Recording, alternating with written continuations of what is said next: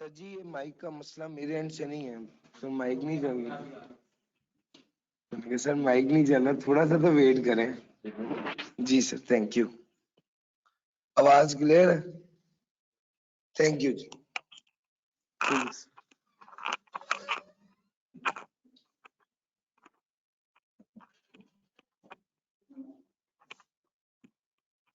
Sir जी determination of sale tax liability में बात ये कर रहे थे हम कि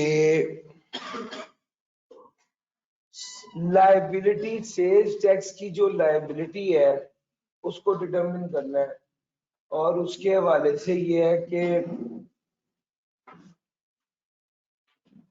आपको मैंने इतवार वाले दिन जो संडे की क्लास लास्ट गुजरी है उसमें बड़ी डिटेल में कुछ बुनियादी बातें सेल टैक्स की बता दी थी ना, और कुछ बुनियादी एग्जांपल्स सेल टैक्स की करवा दी थी।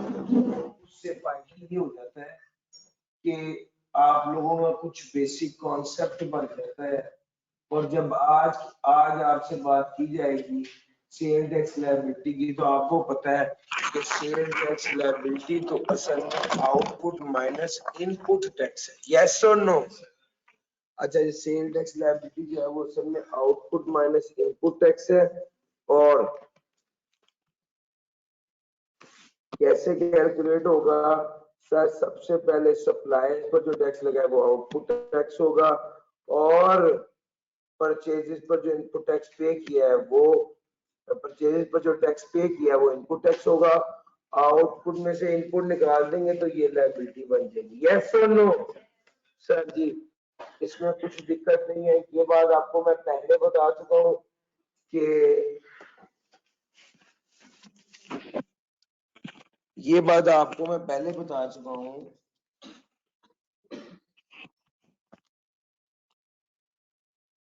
कि जो सेल्स टैक्स लायबिलिटी होती है ये कैरिड फॉरवर्ड हो जाती है। सॉरी, सेल टैक्स जो इनपुट टैक्स होता है, एक्सेस इनपुट टैक्स वो कैरिड फॉरवर्ड हो जाता है। और मुझे अच्छी तरह याद है कि मैंने आपको कहा था 90% ऑफ आउटपुट टैक्स ले लेंगे। और सर जी ऐसे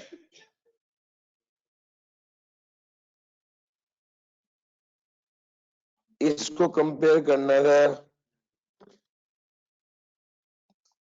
90% ऑफ आउटपुट के साथ। इसमें से ये इन दोनों में से कौन सा ले लेंगे जी?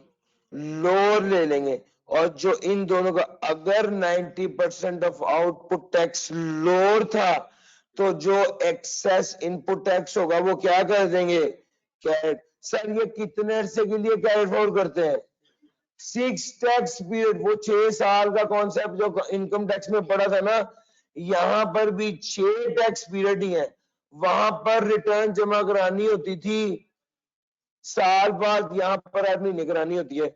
असल में ये 6 टैक्स पीरियड है, यानी 6 महीने।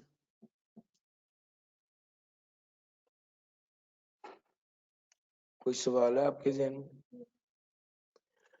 Where a registered person did not deduct input tax within a relevant period, he may claim such tax in the return. He may claim such tax in the return for any of the 6 succeeding tax periods.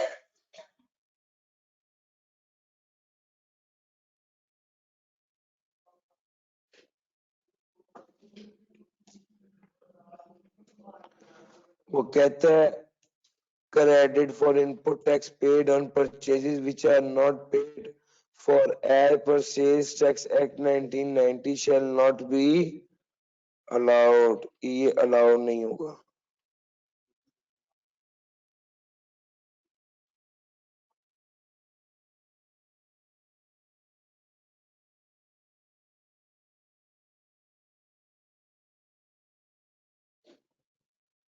अच्छा, एक student ने सवाल किया sir D registered person और black listed person में D registered person वो है जो जिसको रिटर्न जमा कराने की जरूरत नहीं थी और उसे डी रजिस्टर कर दिया गया।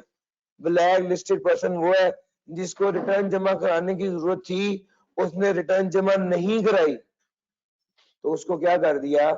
उसको सस्पेंड किया। सस्पेंड करने के बाद जब जुर्म साबित हो गया और उसने करेक्टिव मेजर नहीं लिया, वो प्रेजेंट नहीं हुआ, उसने सफाई पेश नहीं की, तो उसे ब्लैक लिस्ट कर दिया।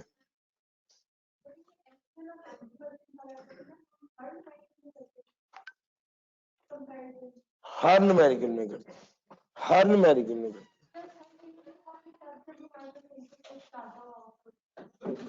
सर न्यूमेरिकल का मतलब आउटपुट और इनपुट दोनों है। अगर इनपुट नहीं आ रहा तो न्यूमेरिकल की क्या, वो तो न्यूमेरिकल ही नहीं है। यानी उसका तो मतलब है कि आप सप्लाईज की वैल्यू का 17% ले और बात खत्म।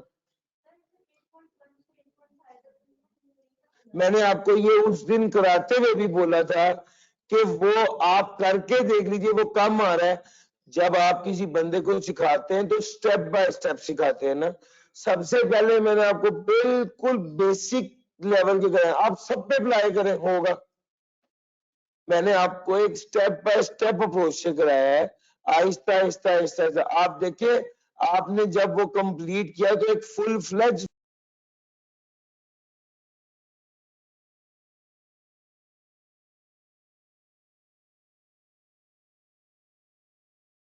फॉर्मेट बन चुका था।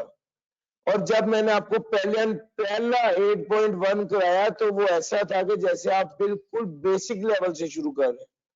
वही कोशिश होती है हम लोगों की कि हम बेसिक लेवल पे छोटी छोटी चीजें सिखा के आपको एक पूरा न्यूमेरिकल करने के काबिल बना दे।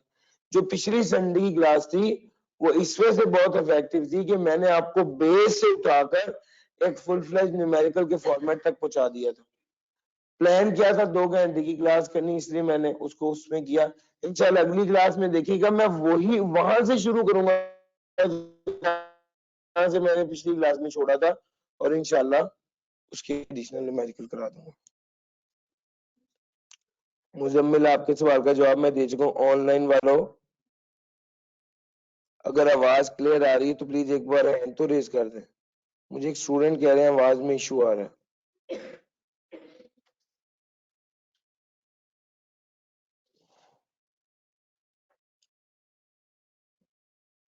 बड़े मुश्किल मुश्किल नाम लिखे होते हैं बच्चों ने। ABC सदीक।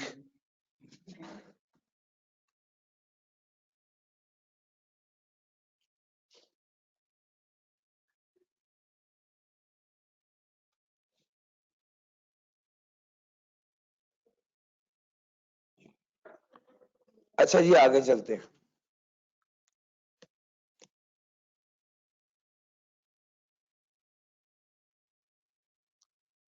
सर आज के दिन का एक इम्पोर्टेंट डिस्कशन है जो पेपर में कई बार टेस्ट हुई है, और वो ये है कि अगर टैक्स रेट चेंज हो जाए, अगर टैक्स रेट 17 से 16% हो जाए या 16 से 17% हो जाए, सेल्स टैक्स का रेट ही तब्दील हो जाए तो क्या होगा? सर आप खुद सोचें, अगर सेल टैक्स का रेट तब्दील हो जाए तो वो वाला कॉन्सेप्ट बड़ा क्रूशल हो जाएगा कि जनाब कब सप्लाई हुआ, जिस वक्त सप्लाई हुआ है उस वक्त रेट कौन सा था, ये चीज बहुत इंपॉर्टेंट हो जाएगी। अगर जब सप्लाई हुआ है उस वक्त रेट कम था, जब सप्लाई हुआ है उस वक्त रेट 16% था तो 16% रेट लगेगा, और जब सप्लाई हुआ है उस वक्त रेट 17% था तो 17% रेट लगेगा। तो टाइम ऑफ सप्लाई का जो कॉन्सेप्ट आपको पढ़ाया था वो इंपॉर्टेंट हो जाता है। अब जरा बात सुनिएगा, उसने कहा 3 बातें। कब समझा जाएगा सप्लाई हो गई है? जब एक्चुअल डिलीवरी कर दी है, जब अवेलेबल थी गुड्स, और जब पेमेंट होगी विच एवर इज अर्लियर। ठीक हो गया? अच्छा जरा देखिएगा, ये सप्लाई ऑफ गुड्स के वाले से ये बात, सप्लाई ऑफ गुड्स के वाले से ये बात, इसका मतलब ये है अगर रेट चेंज हो गया तो फर्क नहीं पड़ता, हमने ये देखना है सप्लाई कब की। जब सप्लाई की उस वक्त जो रेट था वो वाले रेट अप्लाई कर देंगे। सर जी पहली बात देखिएगा, a taxable supply made by the registered person shall be charged to tax at such rate which is in force at the time of making supply.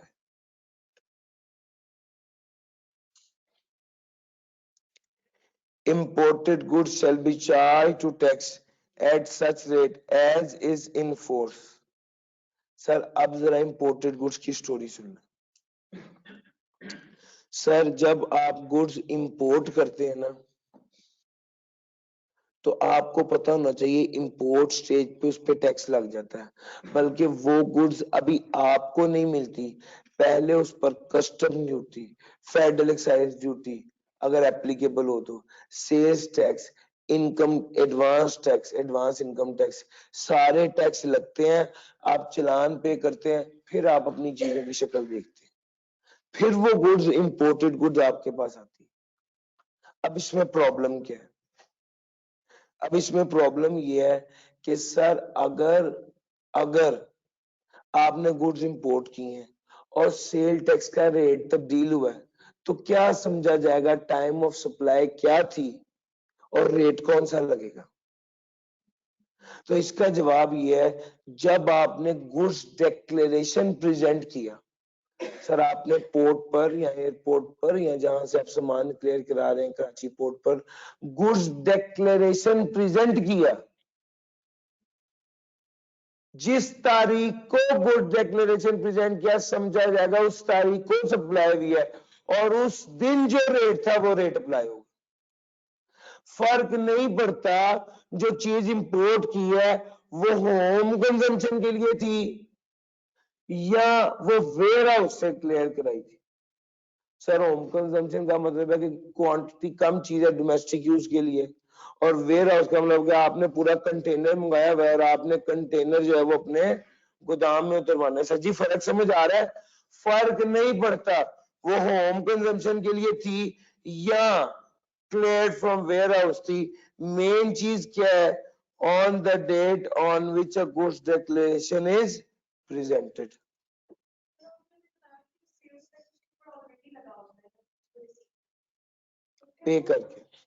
पे करके रिसीव करते हैं। अब हमने पहले पेमेंट करनी है, बाद में वो चीजें हमने वसूल करनी है, ठीक है?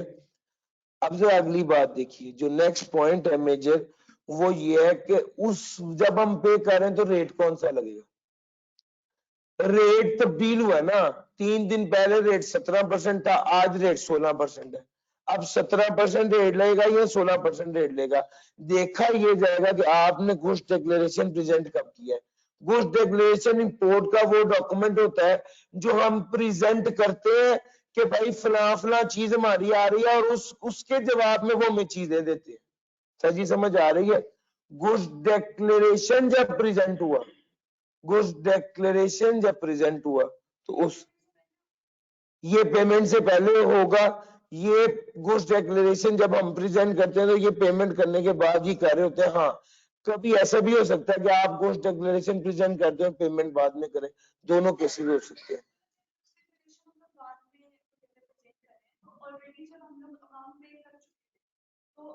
नहीं, आप अमाउंट नहीं पे कर चुके हैं। गुड्स डिक्लेरेशन का मतलब है ये वो इंपोर्ट का डॉक्यूमेंट है, यानी आप इसको ऐसे समझे कि मैंने यूके से एक शिपमेंट कराई, ठीक है, या यूके से शिपमेंट करवा दी मेरे दोस्त ने, और उसने मुझे एक डॉक्यूमेंट भेज दिया कि यार ये डॉक्यूमेंट है, ये आप अपने पोर्ट पे दोगे और आपको आपकी चीजें मिल जाएंगी, ठीक है। मैंने वो गुड्स डिक्लेरेशन प्रेजेंट करना है और उसके साथ उसकी पेमेंट करनी है, फिर उसके बाद मुझे वो चीजें वसूल होंगी। अब गुड्स डिक्लेरेशन प्रेजेंट करते वक्त भी मैं पेमेंट कर सकता हूँ, चीजें जब नहीं पहुंची, अभी पोर्ट पर नहीं पहुंची, उस वक्त भी प्रेजेंट कर सकता हूँ, चीजें पोर्ट पर पहुंचने के बाद भी प्रेजेंट कर सकता हूँ, पेमेंट करने से पहले भी प्रेजेंट कर सकता हूँ, पेमेंट करने के बाद भी प्रेजेंट कर सकता हूँ। गुड्स डिक्लेरेशन इंपोर्ट का वो डॉक्यूमेंट है जिससे मैं साबित ये कर सकता हूँ कि आपके बहरी जहाज के अंदर वो जो सामान आया वो मेरा सामान है, उसके लिए नामजद बंदा मैं हूं, ठीक है। अब ये गुड्स डिक्लेरेशन जब प्रेजेंट हो गया, उस दिन का रेट लगेगा जिस दिन ये प्रेजेंट हुआ, ठीक हो गया, ये पॉइंट है। In case the goods are entered for home consumption, अगर होम कंजम्पशन के लिए गुड्स थी तो भी जिस दिन गुड्स डिक्लेरेशन प्रेजेंट हुआ उस दिन का रेट लगेगा। और अगर गुड्स क्लियर हुई थी वेयर हाउस से तो भी जिस दिन गुड्स डिक्लेरेशन प्रेजेंट हुआ उस दिन का रेट लगेगा। रेट में जब तब्दीली आ जाती है तो ये छोटी छोटी बारीकियां देखी जाती हैं कि आपको रेट जब 100 मिलियन की कोई आइटम आपने इंपोर्ट की हो ना तो 17% और 16% की वजह से 1 मिलियन का फर्क पड़ जाता है। सर जी मेरी बात समझ आ रही है? इस वजह से इसको ये ना समझे कि कितना फर्क पड़ जाएगा, बहुत ज्यादा फर्क पड़ता है, बहुत ज्यादा फर्क पड़ता है एक दिन में जितनी ज्यादा इंपोर्ट हो रही है उसकी वजह से। तो वो कहता है जिस दिन गुड्स डिक्लेरेशन प्रेजेंट किया गया था, जिस दिन गुड्स डिक्लेरेशन प्रेजेंट किया था क्लियरेंस के लिए, तो उस दिन का रेट लगेगा सर। अब गुड्स डिक्लेरेशन एडवांस में भी प्रेजेंट हो सकता है और गुड्स डिक्लेरेशन एडवांस में भी प्रेजेंट हो सकता है और गुड्स डिक्लेरेशन बाद में भी प्रेजेंट हो सकता है, यानी सामान आने के बाद। लेकिन अभी सामान पहुंचा नहीं, बैरी जहाज कराची पहुंचा नहीं, हमने पोर्ट पर जाके गुड्स डिक्लेरेशन प्रेजेंट कर दिया कि ये चीजें बैरी जहाज में हमारी आ रही है। वो कहेंगे ठहरो जरा, सब्र करो, ये जो कन्वेंस जब पहुंच जाएगी कराची पोर्ट पर और मैनिफेस्ट ऑफ द कन्वेंस आ जाएगी कि भाई कन्वेंस आ गई है, उस दिन का रेट लगेगा। सर जी मेरी बात समझ आ रही है? सर जी ये वाला पॉइंट देखिएगा, where goods declaration is presented in advance of the arrival of conveyance. अभी वो बहरी जहाज पहुंचा नहीं है, हमने कुछ डिक्लेरेशन प्रेजेंट कर दिया है, तो कौन सा, तो क्या करेंगे? The tax shall be charged at the rate as in force on the date on which the manifest of the conveyance is delivered. The manifest of the conveyance is delivered.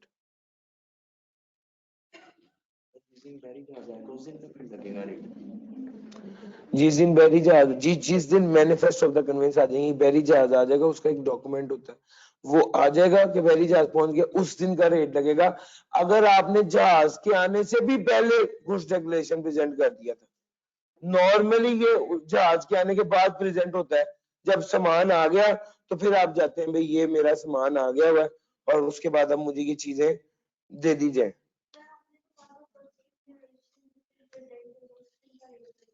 बिल्कुल लगेगा, लेकिन गुड्स डिक्लेरेशन जिस दिन present हुई है उस दिन का रेट कैसे लग जाए, अभी सामान ही नहीं आया। तो अगर गुड्स डिक्लेरेशन आपने सामान के आने से भी पहले प्रेजेंट कर दिया है, तो जब मैनिफेस्ट ऑफ द कन्वेंस आई है, यानी वो बैरी जहाज है जिसके अंदर सामान था, उस दिन का रेट लगेगा। सजी समझ आ रही है? हाँ, अगर आप एडवांस में प्रेजेंट कर देंगे तो जिस दिन बैरी जहाज है उस दिन का रेट लगेगा। अगर आप एडवांस में प्रेजेंट नहीं करते और आपने पहले ही प्रेजेंट कर दिया है, मतलब बाद में प्रेजेंट किया जब सामान आ गया, तो फिर तो जब प्रेजेंट किया उस दिन का रेट लगेगा। तो ये दोनों बातें अपनी अपनी जगह ठीक है, जिस दिन प्रेजेंट किया उस दिन का रेट लगता है। आप हमेशा नॉर्मली प्रेजेंट करते ही कब है? जब सामान आ जाता है, ठीक है। अब सामान आने के बाद ही प्रेजेंट करते, कोई बंदा ज्यादा जज्बाती है, वो पहले पहुंच गया कराची प्रेजेंट कर दिया, तो वो क्या कहेंगे, जब सामान आ जाए फिर वो वाला रेट लगे। सर जी आखिरी बात, गुड्स डिक्लेरेशन तो प्रेजेंट कर दिया लेकिन पेमेंट नहीं की। सर गुड्स डिक्लेरेशन के 7 दिन के अंदर अंदर पेमेंट कर देते तो बेहतर था। अगर गुड्स डिक्लेरेशन होने के 7 दिन के अंदर अंदर आपने पेमेंट नहीं की तो the goods declaration, the tax shall be charged at the rate as is in force on the date on which the tax is actually paid. जिस दिन एक्चुअल में टैक्स पे हुआ उस दिन का रेट है। अब अगर गुड्स डिक्लेरेशन प्रेजेंट कर दिया लेकिन पेमेंट नहीं की, 7 दिन गुजर गए, 7 दिन गुजरने के बाद जब आपने एक्चुअल में टैक्स पे किया तो उस दिन का रेट लगेगा। सवाल ये पैदा होता है, क्या हम चीज इंपोर्ट से घर ले गए होंगे और 8 दिन बाद आके पेमेंट करेंगे? कभी भी नहीं देंगे, वो आपको चीजें रिलीज नहीं करेंगे। वो चीज आपको कब रिलीज करेंगे? यस, जब आप change in the rate, rate of sale tax increase हो गया 16 से 17%। Effective from 23 May 2021। The accountant of the company is unsure about the manner in which the sale tax return 2000 मई में क्या होगा। सर आपको पता है अगर 23 मई से रेट चेंज हुआ है तो क्या होगा? सर 23 मई से पहले पहले वाली चीजों पर रेट कितना लगेगा? 16%। और 23 मई के बाद वाले बाद जो सप्लाई हुई उस पर रेट क्या लगेगा? सर जी समझ आ रही है? इस केस में इस केस में रिटर्न की वर्किंग में दो अलग-अलग वर्किंग कर लेते हैं। अव्वल तो इस तरह का सवाल आपको आएगा नहीं, वैसे बाय द वे डिस्कस कर रहा हूं। फिर हम क्या वर्किंग करेंगे? 1 से लेकर 22 मई तक की वर्किंग अलग, इसका आउटपुट टैक्स निकलेगा एट द रेट ऑफ 16% और इनपुट टैक्स भी निकलेगा एट द रेट ऑफ 16%। और 23 तारीख से लेकर 31 मई तक एक अलग और इसका आउटपुट टैक्स निकलेगा एट द रेट ऑफ 17% और इसका इनपुट टैक्स निकलेगा एट द रेट ऑफ 17%। यहाँ पर भी कुछ पेबल आ जाएगा, यहाँ पर भी कुछ पेबल आ जाएगा, फिर इन दोनों को जमा करके आपका टोटल पेबल निकल आएगा। एक्सपेक्ट नहीं कर रहे कि इस तरह का सवाल आएगा, लेकिन बुरे टाइम का कोई पता तो नहीं होता, अगर आया हो तो कम से कम आप उसको वो कर लें। इसमें से वो थ्योरेटिकली पूछता है हमेशा। सर टैक्स की पेमेंट कब करनी है और किस तरह करनी है?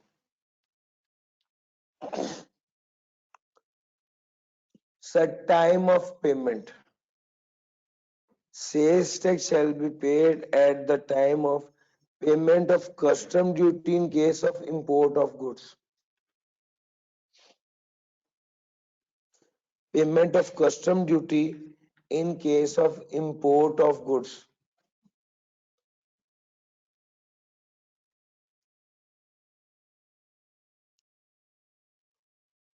टाइम ऑफ पेमेंट में सबसे पहली बात है payment of custom duty in case of import of good. Import of goods के वक्त जो कस्टम ड्यूटी पे की गई है जो उसके साथ सेल टैक्स भी पे करना। अगर इंपोर्ट किया है कस्टम ड्यूटी पे की है उसके साथ ही सेल टैक्स पे करना है। मैंने चूंकि बहुत से गुड्स डिक्लेरेशन खुद देखे हैं तो भाई गुड्स डिक्लेरेशन में ना बाकायदा खाना होता है, उस पे वो वैल्यू कितनी है चीजों की और उस पर कस्टम वालों ने वैल्यू डिटरमिन की होती है और उसके बाद उस पर आप क्या कर देते हैं custom duty, sales tax, income, advance income tax, ये सारे टोटल करके उतनी अमाउंट आपको मौके पर पे करनी होती है। तो जनाब ये आपको कब पे करना है? जिस वक्त इंपोर्ट कर रहे हैं कस्टम ड्यूटी दे रहे हैं उसी वक्त सेल टैक्स भी पे करना है। और दूसरे नंबर पे जब आपने रिटर्न फाइल किया सेल टैक्स की उस वक्त पे करना। मोड ऑफ पेमेंट किस तरह पे करना, मोड ऑफ पेमेंट किस तरह पे करना। Sir tax on imported goods shall be paid in the manner as if it were a duty of custom payable. Imported goods पर टैक्स लगेगा, पे किया जाएगा as if it were a duty of customs payable. किस तरह पे करना है? जिस तरह कस्टम ड्यूटी पे की उस तरह पे कर देना। और उसके अलावा अगर आप टैक्सेबल सप्लाईज के हवाले से पेमेंट करना चाह रहे हैं तो वो कहते हैं जनाब डेजिग्नेटेड बैंक में पे कर दें। नॉर्मली नेशनल बैंक में पे की जाती है। किस तरह पे करना है? जिस तरह बोर्ड कहेगा उस तरह से पे कर देना। सर जी अगली बात आउटपुट टैक्स क्या होता है? आउटपुट टैक्स क्या होता है? सप्लाईज पर जो टैक्स चार्ज करते हैं वो आउटपुट टैक्स होता है। सप्लायर्स पर जो टैक्स चार्ज करते हैं वो आउटपुट टैक्स होता है। सर अगली और बड़ी कीमती बात समझ लीजिए, बस अंदर नहीं घुसना, क्योंकि फेडरल एक्साइज ड्यूटी आप सी फैब में पढ़ेंगे। फेडरल एक्साइज ड्यूटी जिसको एफईडी कहते हैं, ये सेल टैक्स मोड पे भी लगती है। वो फेडरल एक्साइज ड्यूटी जो सेल्स टैक्स मोड पे लगती है उसको भी आउटपुट टैक्स कहते हैं।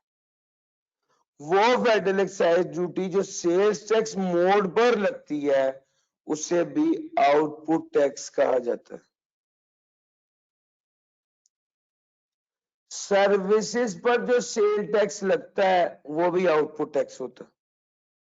लेकिन आपको पता होना चाहिए, गुड्स पर फेडरेशन लगाती है, सर्विसेज पर प्रोविंसेस लगाती है। शाबाश सर, इस्लामाबाद कैपिटल टेरिटरी में भी तो सेल टैक्स लगता है ना। गुड्स पर तो मसला नहीं है, चलो गुड्स पर तो फेडरेशन ही है पूरी। लेकिन जहां पे प्रोविंस की बात करें, आपको पता होना चाहिए इस्लामाबाद किसी प्रोविंस में फॉल नहीं करता। इस्लामाबाद कैपिटल टेरिटरी है, किसी प्रोविंस में फॉल नहीं करता। अच्छा, अगर इस्लामाबाद में कोई सर्विसेज दी जा रही है तो क्या उस पर सेल टैक्स लगेगा? और वो किस सूबे के अंडर आएगा? सर जी, वो किसी सूबे के अंडर नहीं आएगा, लेकिन जो सर्विसेज लगेंगी उस पर सेल टैक्स लगेगा। Sale tax levied on service rendered by the person under Islamabad capital territory ordinance. Sir, इसका एक अलग कानून है, आईसीटी ऑर्डिनेंस 2001 जी। सर, आउटपुट टैक्स आपने पढ़ लिया, जरा आप आ जाए इसके बिल्कुल फौरी बात 3.1 इनपुट टैक्स पर। बस सफा पलटेंगे ना, सबसे ऊपर वही होगा। ये मैं इसलिए साथ पढ़ा रहा हूं ताकि जो काम कनेक्टेड है वो तो हो। Sir, input tax in relation to registered person, input tax in relation to registered person, page number बताइएगा 328।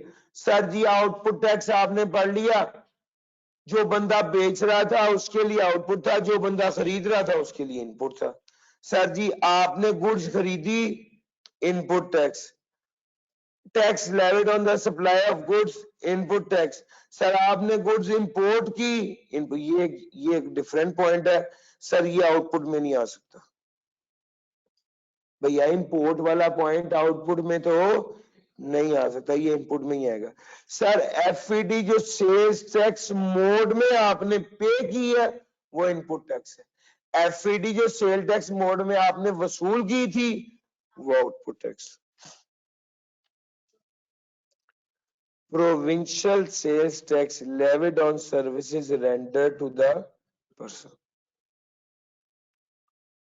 Provincial sales tax levied on services rendered to the person.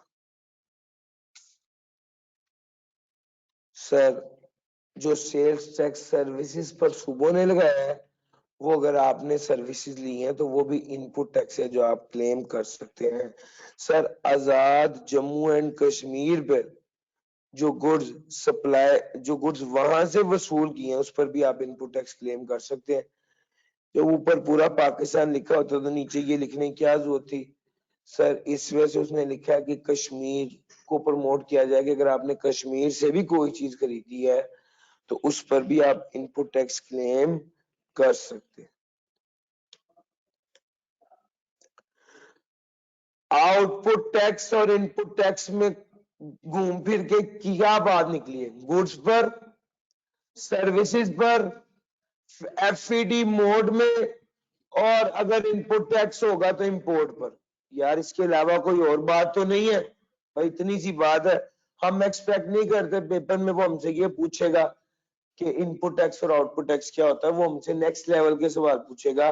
लेकिन ये इतनी आसान बातें आपको कॉन्सेप्चुअली भी पता होनी चाहिए, और वैसे ही आप 2 से 3 बार पढ़ेंगे तो इंशाल्लाह ये ज़हन में बैठ जाएगा।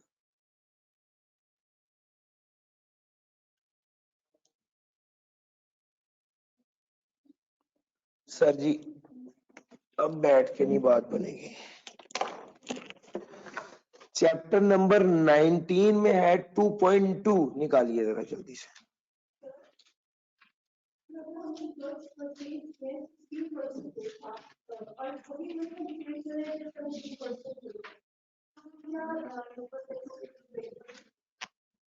17% चार्ज करेंगे, 16% क्लेम करेंगे। जब आपने सेल की तो 17% रेट था, जब आपने परचेज की थी, अब आप देखें ना, ट्रांजैक्शन जब हुई है उस वक्त जो रेट होगा वो रेट अप्लाई कर देंगे।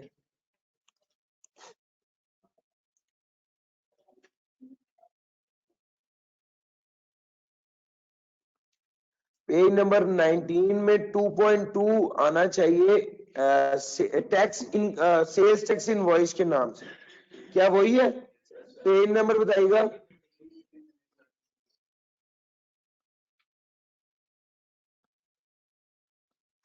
हाँ ये आ गया।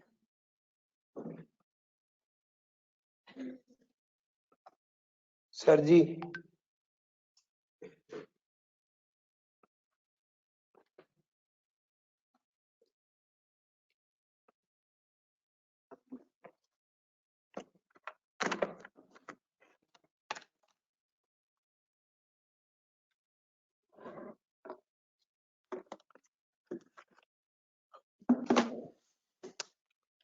मैं आपको पता क्या बताने लगा हूं सर, सेल टैक्स इनवॉइस आपने बहुत बार देखी होगी, इस बार इस नजर से भी देखिए सेल टैक्स इनवॉइस में होता क्या है। फॉर एग्जाम्पल, मुझे हमेशा मेट्रो की कंप्लायंस बहुत अच्छी लगती है, सेल टैक्स की बहुत अच्छी कंप्लायंस है उसकी। यहां पर सप्लायर जो सप्लाई कर रहा है उसका नाम, उसका सेल्स टैक्स रजिस्ट्रेशन नंबर और परचेजर का नाम और सेल्स टैक्स रजिस्ट्रेशन नंबर, और यहां पर sales tax invoice number, sales tax का इनवॉइस नंबर, सेलर का सप्लायर का नाम और उसका sale tax registration number, purchaser का नाम और उसका sale tax registration number, sir date, serial number, particulars. इसके बाद हम यहां पे लिखेंगे amount, sales tax amount inclusive of sales tax,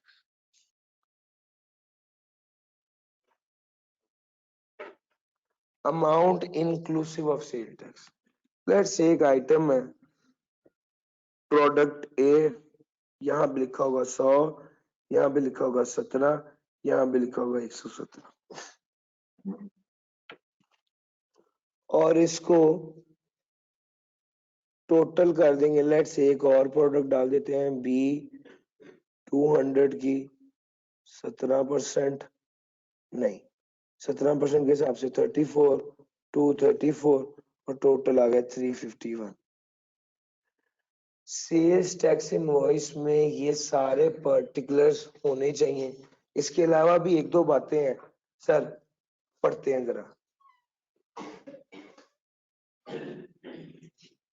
A registered person making a taxable supply shall issue serially numbered sale tax। अब आप नोट करते रहिएगा कौन कौन सी बातें आपने ऑब्जर्व की हैं।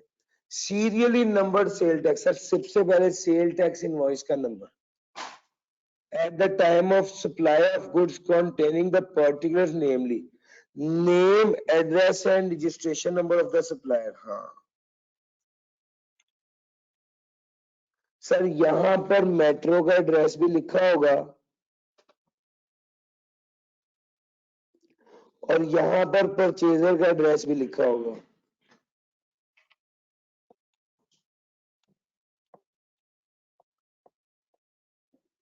Name, address and registration number of the recipient, NIC और NTN of the register. Sir अब एक बच्चा ये सवाल भी पूछ सकता है, सर ये तो आप अजीब बात कर रहे हैं, मैंने भी 3 दिन पहले मेट्रो से परचेज किया 15,000 रुपए की, मुझसे तो उन्होंने नाम है रजिस्टर्ड हूं कि मेरा सेल टैक्स रजिस्ट्रेशन नंबर लें, और ना ही उन्होंने मुझसे जो है वो शनाख्ती कार्ड नंबर मुझसे मांगा है, ना ही इनवॉइस पे मेरा एड्रेस लिखा आ रहा था।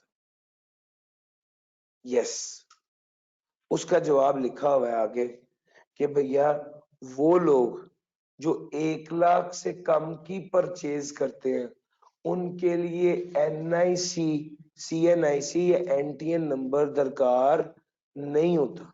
ठीक हो गया भाई।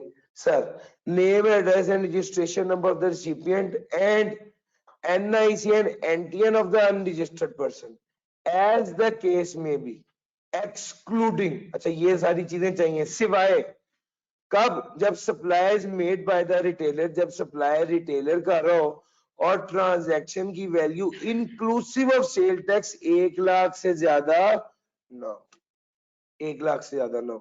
और ये रूल अप्लाई कब हुआ था? 1 अगस्त 2019 में अप्लाई हुआ था। यानी जो मार्केट से हम रोजमर्रा चीजें लेके आते हैं और इनवॉइस बनती है, उस इनवॉइस पे ना हमारा नाम होता है, ना CNIC नंबर होता है, ना हमारे घर का एड्रेस होता है। सर, हम 1 लाख रुपए की परचेज नॉर्मली नहीं कर रहे। ठीक हो गया। अगर आप मेट्रो से 1 लाख से ऊपर की परचेज करेंगे तो वो आपसे आपका CNIC जरूर मांगेगा। CNIC का मतलब है कि आपने उसको अपना एड्रेस भी बता दिया, नाम भी बता दिया और CNIC नंबर भी बता दिया, वो फिर सारा कुछ रिकॉर्ड कर लेते हैं। अच्छा जनाब, ये तो था खरीदार की तफसील। सर, date of issue of invoice, invoice की डेट, डिस्क्रिप्शन एंड क्वांटिटी। हाँ, अब यहां पर ये भी हो सकता था कि एक मैं यहां पर क्वांटिटी का कॉलम भी डाल देता, आइटम कितनी है, value exclusive of sale tax, sale tax के अलावा कितनी वैल्यू है, अमाउंट ऑफ सेल टैक्स, और value inclusive of sale tax, sale tax डाल के क्या वैल्यू। सर जी, ये टैक्स इनवॉइस में ये सारी चीजें आती। सर जी, यस और नो? यार कोई मुश्किल बात तो नहीं है। सर, उसको ज़हन में रखेंगे ना इस नक्शे को, तो आपको दिक्कत नहीं लगेगी। वैसे ही याद करना शायद उतना इजी ना हो, लेकिन यार ये चीजें रोजमर्रा की हैं, आप जब इसको देखते हैं तो आपके ज़हन में रह ही जाएगा इंशाल्लाह।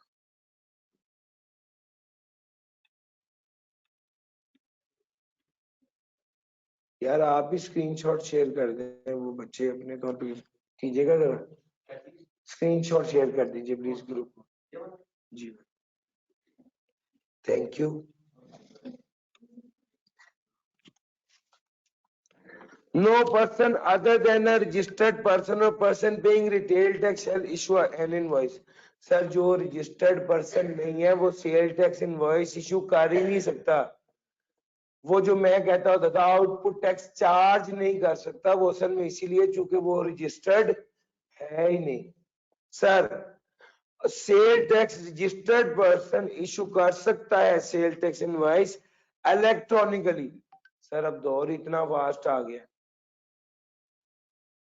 कागज पेंसिल से बात ऊपर चले गई है। आपको सेल टैक्स इनवॉइस आई किधर आई? मेरे मोबाइल में है सर, PDF शेयर हो जाती है। यस, इस तरह हो जाता है। वो भी प्रॉपर सेल टैक्स इनवॉइस मानी जाएगी, कोई दिक्कत नहीं है।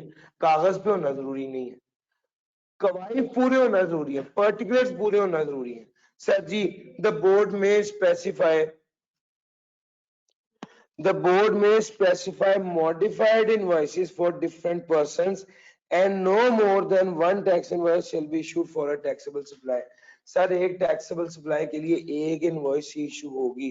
हाँ, बोर्ड स्पेसिफाई कर देगा डिफरेंट पर्सन के लिए डिफरेंट इनवॉइस। मिसाल के तौर पे बोर्ड कह देता है कि एक ना सैंपल इनवॉइस बता देता है, भाई इस तरह से इनवॉइस बनानी,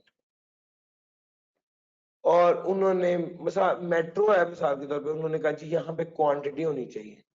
जो टेक्सटाइल वाले हैं उनको उन्होंने कहा कि मीटर में लिखेंगे, भाई इतने मीटर कपड़ा आपने दिया, ये इतने स्टिच पीसेस है। ठीक हो गया। फिर उसके बाद फॉर एग्जांपल अगर शू है तो वहां पर भी क्वांटिटी होती है। ठीक हो गया।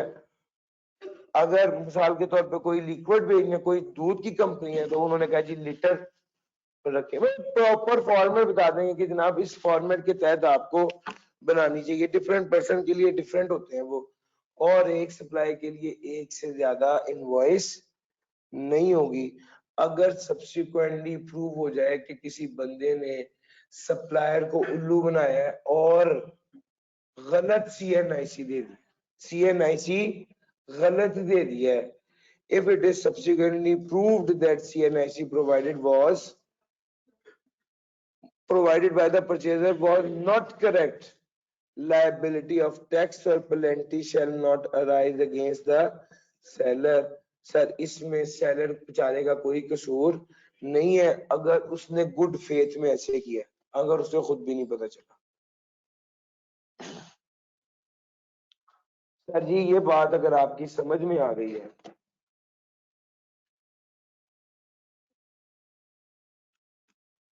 सर जी अगर ये बात आपकी समझ में आ गई है तो वापस आ जाइए आउटपुट टैक्स की तरफ।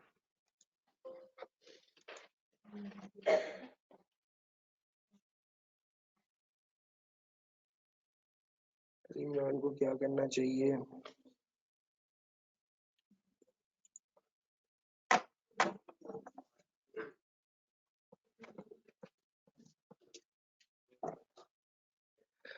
सर जी डेबिट और क्रेडिट नोट, डेबिट और क्रेडिट नोट क्या होता है? सर मैंने आपको इस वक्त आउट ऑफ द वे एकदम एक चैप्टर पे लेके जाके इनवॉइस क्यों पढ़ाई? सर पहले असल इनवॉइस पढ़ा दूंगा ना कि उसमें क्या क्या होता है, और फिर उसके बाद बताऊंगा कि इनवॉइस में तब्दीली किस तरह होती है, तो इंशाल्लाह आपकी अंडरस्टैंडिंग बेहतर हो जाएगी। असल इनवॉइस में ये चीजें होती है। अभी थोड़ी देर में मैं आपको बताऊंगा कि यार अगर डेबिट नोट इश्यू हो जाए, यानी वैल्यू ऑफ सप्लाई में तब्दीली आ जाए, या पूरी सप्लाई कैंसिल हो जाए, तो कैंसिलेशन ऑफ द सप्लाई के अंदर क्या क्या चीजें आती हैं, वो ओरिजिनल इनवॉइस आपके ध्यान में होगी तो अंडरस्टैंडिंग आपके लिए आसान होगी। सर जी adjustment of debit and credit note, debit और क्रेडिट नोट क्यों इश्यू होता है? सर जब अब ये अकाउंटिंग में आप लोगों ने पढ़ा हुआ है, यस और नो? सर सेल रिटर्न पढ़ा हुआ है, सेल रिटर्न की एंट्री क्या होती है? डेबिट सेल रिटर्न कर देते हैं, और हाँ कैश है सेबल।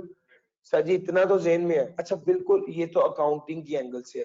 टैक्स के एंगल से क्या है, आपने इनवॉइस जो की है उसके बाद इनवॉइस में कोई तब्दीली आ गई, यानी या तो वो सारा माल ही वापस आ गया, वो कहते हैं मैंने नहीं लेना, बा खत्म। तो अब आपको एक इस उस इनवॉइस के जवाब में एक और जो है वो नोट क्रिएट करना पड़ेगा कि जनाब ये सप्लाई सारी क्या हो गई थी, कैंसिल हो गई थी, या गुड्स रिटर्न हो गई थी, या नेचर ऑफ द सप्लाई में तब्दीली आ गई, या वैल्यू ऑफ द सप्लाई में तब्दीली आ गई, या कुछ events, some events the amount shown in the tax invoice or return needs to be modified।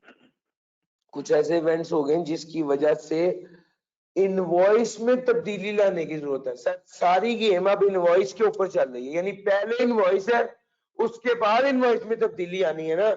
Sir ये वो वाली बात है। सर जरा देखते हैं, अगर ये अप्लाई कब होगा, ये सिर्फ तब अप्लाई होगा जब रजिस्टर्ड पर्सन ने सेल्स टैक्स इनवॉइस इशू कर दी हुई है और इसके जवाब में कोई सप्लाई में कोई तब्दीली आई है जिसकी वजह से उसको डेबिट या क्रेडिट नोट इशू करना पड़ेगा। जी मेरी बात समझ आई है? आपने 100 रुपए की एक आइटम, 200 रुपए की एक आइटम सेल टैक्स इनवॉइस बना के दे दी हुई है मेट्रो ने, यस और नो? यहां तक अगर बात क्लियर हो गई है, अब आप अगले दिन वापस आ गए हैं और आप कोई तब्दीली करवाना चाह रहे हैं, आप कोई चेंज कराना चाह रहे हैं, आपने मिसाल के तौर पे नेचर ऑफ द आइटम तब्दील कर देते हैं, या आप अपना सामान वापस कर कहते हैं भाई मुझे मेरे पैसे वापस कर दो। किसी भी केस में ओरिजिनल सेल टैक्स इनवॉइस में क्या आनी है, तब्दीली आनी है। सर वो तब्दीली जब आएगी तो उसके लिए जो डॉक्यूमेंट इशू होगा वो डेबिट और क्रेडिट नोट, डेबिट और क्रेडिट नोट इशू होगा जो कि ओरिजिनल सेल टैक्स इनवॉइस में जो है वो ओरिजिनल सेल टैक्स इनवॉइस को मॉडिफाई किया जा सकता है या मॉडिफाई करने की जब जरूरत होगी तो ये वाले डॉक्यूमेंट इशू होंगे, डेबिट और क्रेडिट नोट।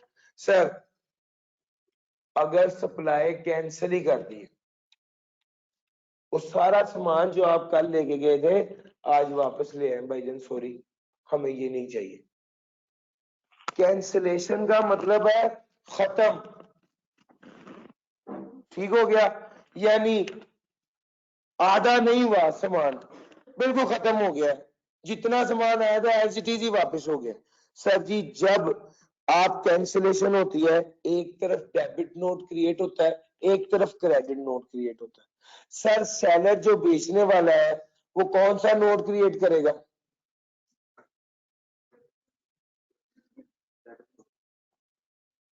एक सेलर है और एक बायर। सेलर ने जब सेल की तो एंट्री क्या की? नहीं भाई डेटर था तो क्या एंट्री की?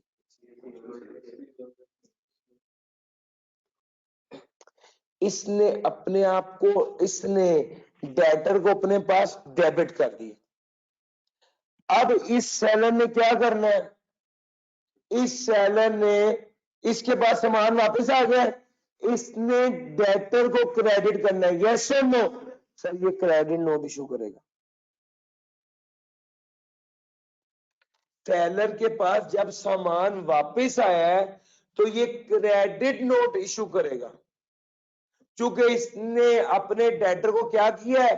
क्रेडिट किया। मैंने तो इसको हमेशा ऐसे याद रखा है, अगर आपके अकाउंटिंग के टीचर ने आपको किसी और तरीके से बताया तो वैसे ही याद कर लीजिए, मुझे ऐसे ही याद रहा है। सर जी मेरी बात समझ आ रही? बायर ने जब खरीदा था तो क्या एंट्री की थी? डेबिट परचेजेस क्रेडिट, चलो मैं क्रेडिटर कर देता हूं, मैं पुराना बंदा हूं, क्रेडिटर। अब जब इसने वापस कर दिया तो इसने क्या करना है? सर जी इसने डेबिट करना है। डेबिट किसको करना है? क्रेडिटर को। क्रेडिट क्या करना है? Purchase return. सर इसने कौन सा नोट इशू करना है? Debit note issue. सर मैंने इसको ऐसे याद रखा है, जैसे आपको याद रहता है वैसे ही याद कर ले। अकाउंटिंग आप लोगों को मुझसे अच्छी आती होगी, मैं तो टैक्स पढ़ाता हूँ।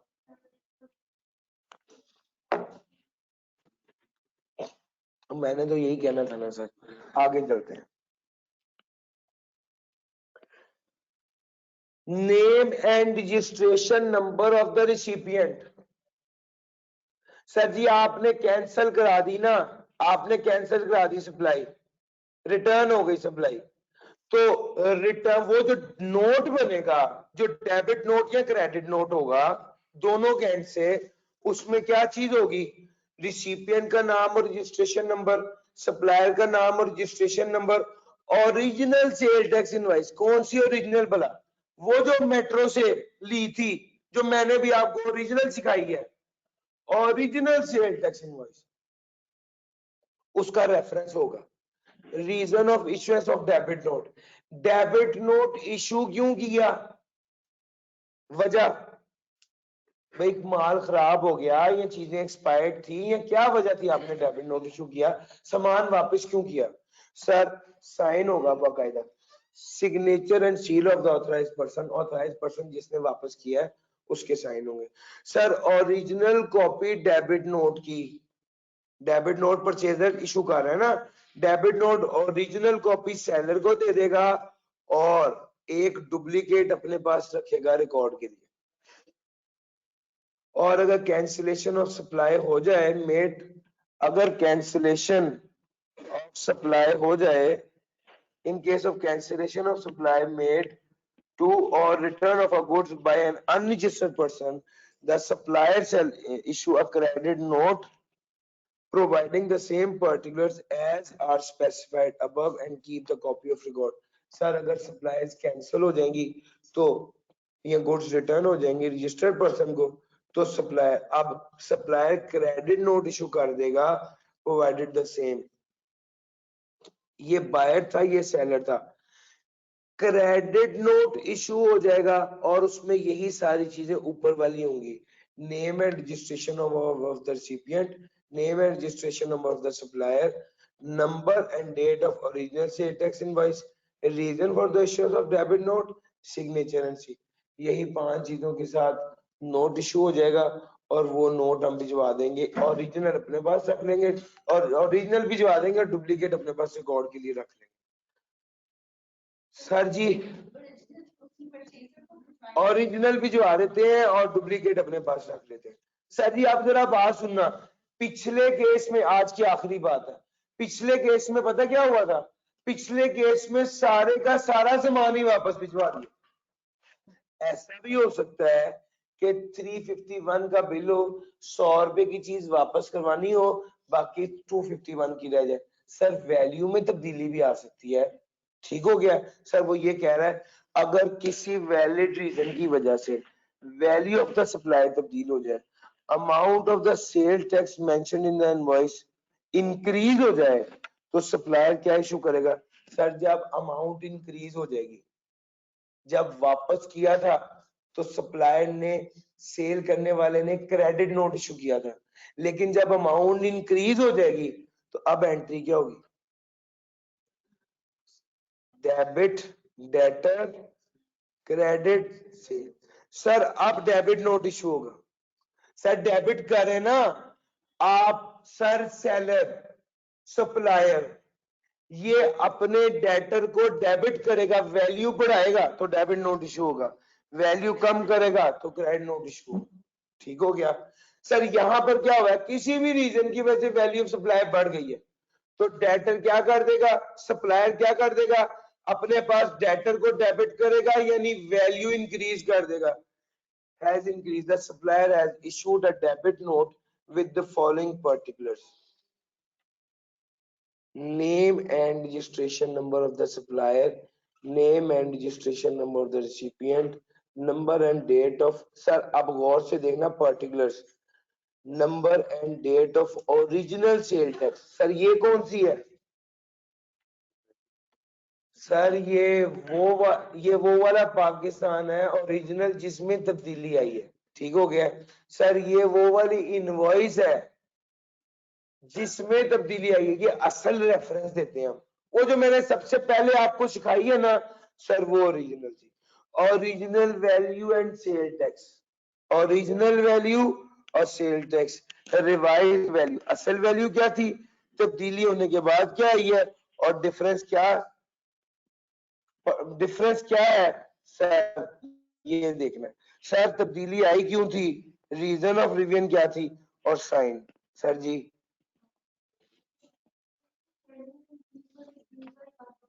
जी सुनिए, 100 रुपए की ओरिजिनल इनवाइस थी, 100 रुपए की, 17% टैक्स लगा था, ये 117 हो। बाद में आपको बाद में बताया कि जनाब 50 रुपए उसकी कीमत बढ़ गई है, तो 50 रुपए का अब एक डेबिट नोट इशू होगा, 50 रुपए का अब एक डेबिट नोट इशू होगा, इस पे टैक्स लेगा 17% के हिसाब से, कितना हो गया 8.5। सर जी अब जो आपका डेबिट नोट इशू होगा ना, उसमें ये वाली बात भी लिखी होगी और ये वाली बात भी लिखी होगी, ओरिजिनल वैल्यू ये थी और डिफरेंस ये है, रिवाइज्ड वैल्यू ये है। कितना बन गया यार 150 पे 3 और 125.5, 175.5, 17 से 5, ठीक। सर यहाँ पर जो बात समझने की है वो ये है कि जब आपने वैल्यू सप्लाई की वजह से डेबिट नोट का मतलब है वैल्यू बढ़ी है, वैल्यू सप्लाई में तब्दीली भी है, वैल्यू बढ़ गई है, डेबिट नोट इशू होगा, उसमें क्या क्या चीजें होंगी, रिसिपिएंट की नेम और रजिस्ट्रेशन नंबर, सप्लायर का नेम और रजिस्ट्रेशन नंबर, ओरिजिनल इनवॉइस का नंबर और डेट क्या थी, ओरिजिनल इनवॉइस में वैल्यू क्या थी, रिवाइज्ड वैल्यू क्या है, तब्दीली, डिफरेंस इन वैल्यू क्या है। सर ये डिफरेंस इन वैल्यू है, ये डिफरेंस इन वैल्यू। सर ये सारी चीजें लिखी होंगी, रिवीजन की रीजन क्या है, क्योंकि माल एक्सपायर था या व्हाटएवर, और सिग्नेचर यहाँ seal of authorised person. Sir ये सारी चीजें सेल्स टैक्स इनवॉइस बनने के बाद जो डेबिट नोट है उसमें होगा। सर मैंने आपको फिर वही बात लिखी हुई कि ये डुप्लीकेट में बनेगा, ओरिजिनल भिजवा दिया जाएगा और डुप्लीकेट अपने पास रखेंगे रिकॉर्ड के तौर पे। सर मेरी आज की बात यहाँ पर खत्म तो हो गई है, लेकिन एक बात आपको समझानी ये थी कि मैंने आपको 3 बार ये पढ़ाई है एक ही बात। सबसे पहली बार ओरिजिनल वो 2.2 में 19 चैप्टर में, उसके बाद अगर सप्लाई कैंसिल हो जाए तो फिर जो डेबिट और क्रेडिट नोट बनेगा उसका क्या सीन होगा, और तीसरी बार अगर सप्लाई की वैल्यू में तब्दीली हो जाए ओरिजिनल सेल टैक्स इनवॉइस बनाने के बाद, तो फिर जो डेबिट या क्रेडिट नोट होगा उसके पर्टिकुलर्स क्या होंगे। सर ये 3 बार कराने का मकसद ये था कि आज में ही आज आप इसको याद करेंगे तो यही सारे पर्टिकुलर्स आपको खुद ही ज़बानी इंशाल्लाह याद हो जाएंगे। सर जी आज के लिए इतना ही था।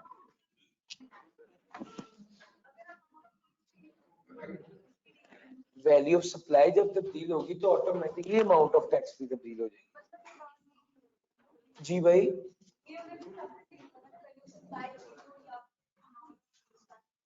अगर अमाउंट ऑफ सेल टैक्स भी तब्दील हो गया तो वैल्यू ऑफ सप्लाई सेम है। अगर वो 16 से 17% हो गया तो फिर भी दोबारा से डेबिट नोट इशू होगा और उसमें सिर्फ सेल टैक्स की वैल्यू लिखा होगा ओरिजिनल दे।